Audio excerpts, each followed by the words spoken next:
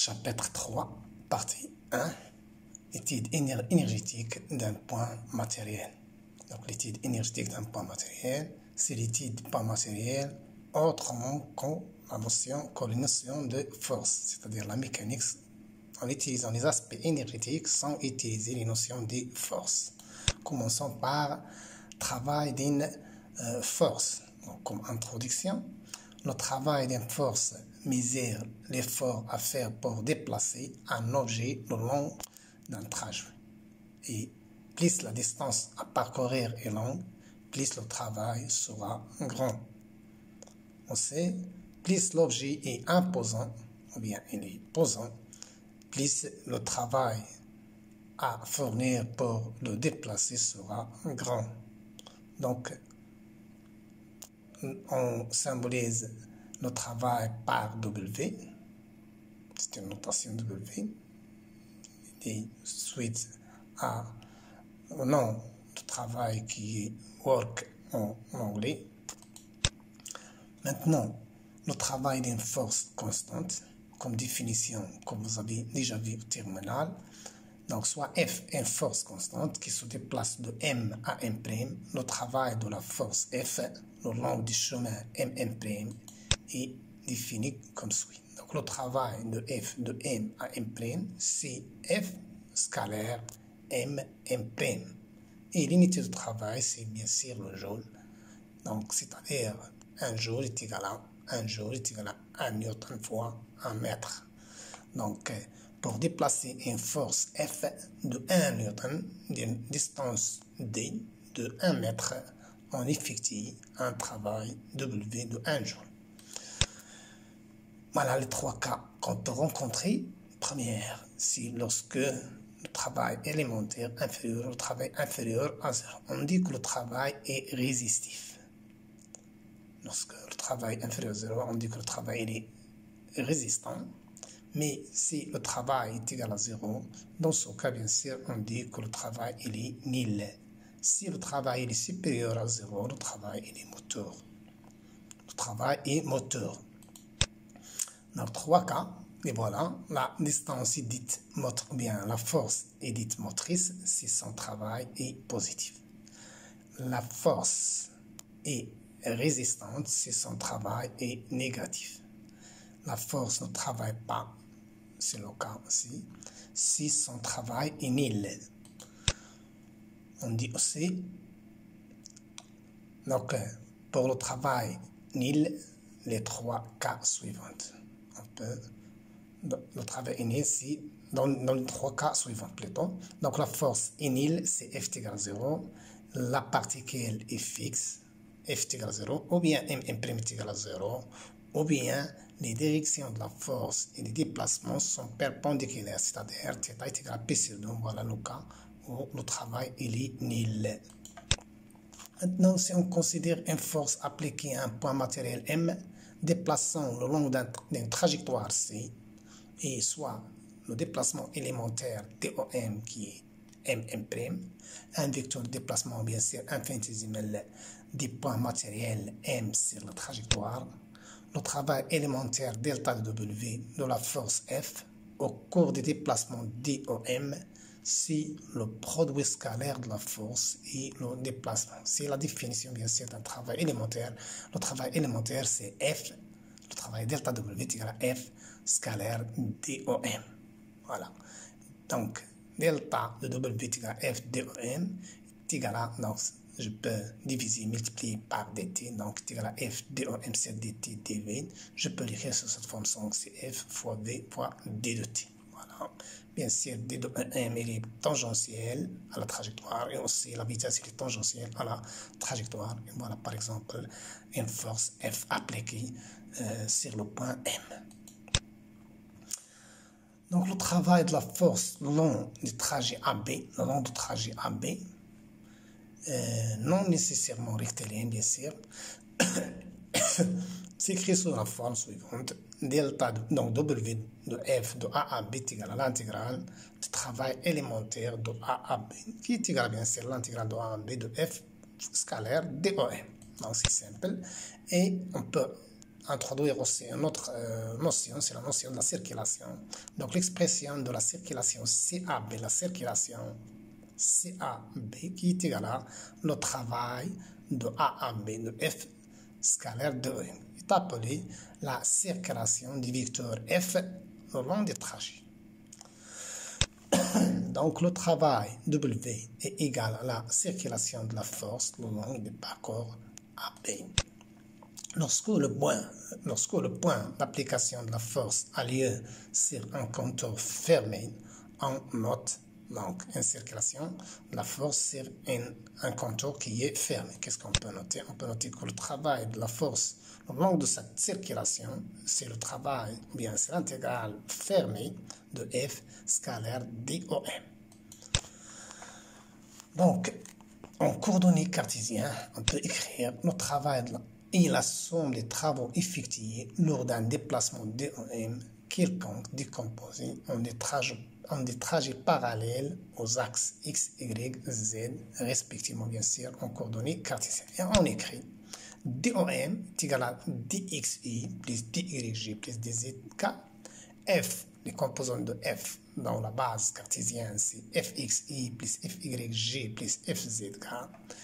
Donc, le travail qui est égal à F scalaire de M, donc c'est Fx dx, Fy dy et Fz dz. Donc, dw est égal à Fx dx, Fy dz plus Fz dz. Bien sûr, la base, elle est orthonormée. La base cartésienne, elle est orthonormée directe. Donc, on peut écrire aussi que dw est égal à le travail élémentaire selon x plus le travail élémentaire selon y plus le travail selon z. Autre, en coordonnées cylindriques, l'expression déplacement élémentaire, c'est DOM est égal à DROR plus R dφ Eφ plus DZK. Et F, dans la base cylindrique, F est égal à FROR plus FI EφI plus FZ dz. Donc je peux écrire dW, c'est le produit scalaire bien sûr de F scalaire DO. Donc il est égal à FR dr plus FI fois R phi dφ plus FZ fois dz. Voilà, dW est égal à FR dr, FI R dφ plus FZ dz. Donc, puissance d'une force, donc c'est quoi la puissance d'une force? N'est autre que la dérivée de W par rapport au temps. C'est la dérivée de. Donc la puissance est une grandeur qui mesure le taux de travail et il est défini comme étant une quantité de travail par unité de temps. Donc pour une quantité de travail delta W fournie pendant un intervalle de temps delta T, on définit la puissance moyenne par P moyenne de F est égal à delta W sur delta de T. Donc, le W c'est le travail qui est en joules, T en secondes et l'unité de la puissance c'est le watt. Donc, 1 watt est égal à 1 joule fois seconde, fois une seconde. Voilà. Donc, 1 watt est égal à 1 joule divisé par seconde, plutôt, est égal à 1. Donc, le joule bien sûr, n'est autre que la force fois le déplacement qui est égale à R et la force est égale à M gamma. Donc, je peux obtenir l'unité en système international de watts de la puissance. C'est 1 kg mètre au carré par seconde à la puissance 3. C'est très simple à retrouver. Donc, pour une machine capable, donc une machine, pour 1 watt est égal à 1 joule par seconde. Donc, une machine capable d'effectuer un travail de 1 joule en 1 seconde a une puissance de 1 watt. Donc, la machine a une puissance 1 watt peut effectuer un travail de 1 joule en 1 seconde. La puissance instantanée est obtenue en passant à la limite lorsque delta t tend vers 0. Donc, F ou bien la puissance de F est égale à la limite de delta W sur delta T lorsque delta T tend vers 0. C'est-à-dire P de F est égal à dW sur dt. C'est la dérivée de travail par rapport au temps. Maintenant, soit un point matériel M de vitesse F, de vitesse V, par rapport à un référentiel R soumis à une force F. La puissance de F dont le référentiel R s'exerçant sur un point M en mouvement est définie par P de F est égal à dW de F de A vers B par rapport au temps est égal à F dOM par rapport à dt, donc est égal à F dOM dt. Donc je peux écrire que la puissance de F est égale à F scalaire V. Donc c'est très simple, seulement dW, la puissance est égale à dW par rapport au temps, donc est égal à F dOM sur dt. Alors dOM sur dt n'est autre que la vitesse, donc la puissance de la force est égale à F scalaire V. Donc cette notion, bien sûr, elle est relative, elle dépend des référentiels choisis. Donc voilà, si la puissance est positive, la force est dite motrice. Si la puissance est négative, la force est dite résistante. Et si la puissance est nulle, la force ne travaille pas. Si le cas d'une force qui est perpendiculaire au mouvement du point matériel ou d'un point matériel immobile. Voilà le cas où la puissance est égale à 0. Soit la force est perpendiculaire au déplacement, ou bien le point matériel il est immobile. Dans ce cas, on dit que la puissance de la force est égale à 0.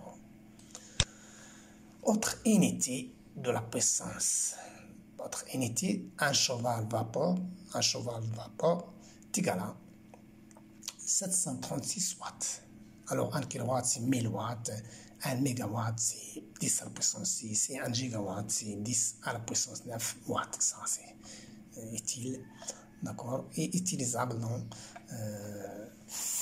la mécanique, aussi dans la thermodynamique.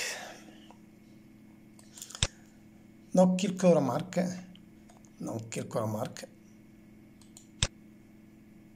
Le kilowattheure, un kilowattheure, c'est l'unité de travail. C'est-à-dire que la puissance fois la durée est égale à le travail. Donc un kilowattheure, c'est l'unité de travail. Il suffit de multiplier, bien sûr, la puissance fois le temps. Donc maintenant, exemple de calcul pour une force perpendiculaire au déplacement. Une force perpendiculaire au déplacement, c'est le cas d'un corps solide qui se déplace sur un plan incliné de pente bien sûr alpha, qui est l'expression de travail de R par exemple. Donc le travail élémentaire de R, dans le dW de R est égal à R scalaire, le déplacement est égal à bien sûr 0, puisque R il est perpendiculaire au déplacement. R il est perpendiculaire au déplacement. On dit que le travail de R de A à B, par exemple de A vers B, donc est égal à l'intégrale de A à B. Le travail élémentaire delta W de R est égal à 0. Maintenant, le travail élémentaire de la tension du fil d'un pendule simple, par exemple. Voilà un pendule simple, voilà le poids matériel M, voilà la tension, voilà le poids, et bien sûr la base polaire, par exemple, liée au poids matériel. Calculons maintenant le travail de la tension du fil. Donc, delta W de T est égal à T scalaire DOM qui est égal à T fois L del D θ E θ. Voilà, c'est le déplacement élémentaire selon E θ bien sûr selon E est égal à 0. Donc aussi il est égal à 0. Donc T il est perpendiculaire au déplacement, perpendiculaire au vecteur unitaire tangentiel à la trajectoire. Donc, θ il est perpendiculaire. Dans ce cas, le travail de la tension du fil est égal à 0. Autre exemple, c'est la force de frottement fluide, la force de frottement visqueuse. Donc, F s'écrit moins lambda V. Donc, c'est l'expression d'une force de frottement visqueuse. Et le travail de cette force est égal à F dOM est égal à F fois scalaire V fois dt. D'accord? Donc, avec F est égal à moins lambda V fois scalaire V, donc moins lambda V au carré dt. Donc égal à moins lambda V au carré dt, c'est l'expression de travail élémentaire de la force de frottement visqueuse. Le travail de F ne dépend du chemin suivi et de la vitesse. C'est le cas de la force de frottement visqueuse. On va voir ça par la suite. Remarque, F n'est pas constante si M se déplace à vecteur vitesse constante. Pardon, F n'est constante que si M se déplace à vecteur vitesse constante. Si la vitesse est variable au long de la trajectoire, on dit que la force n'est pas constante.